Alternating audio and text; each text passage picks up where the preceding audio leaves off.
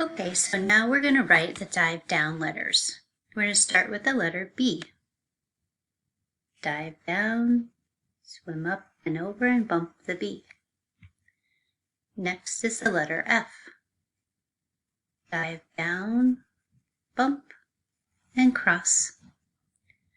Next is the letter H. Dive down, swim up and over and bump. Next is the letter I. Dive down and dot.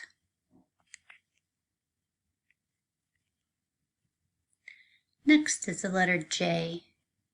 Dive down, keep going, and turn. Dot. Then the letter K. Dive down, bump, pick up, slide away. The letter L. Dive down. The letter M. Dive down, swim up and over, swim up and over. The letter N. Dive down, swim up and over. The letter P. Dive down, swim back up, around and bump the P.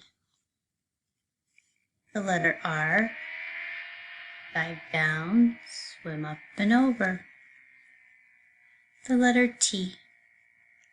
Dive down, bump, and cross it. The letter U.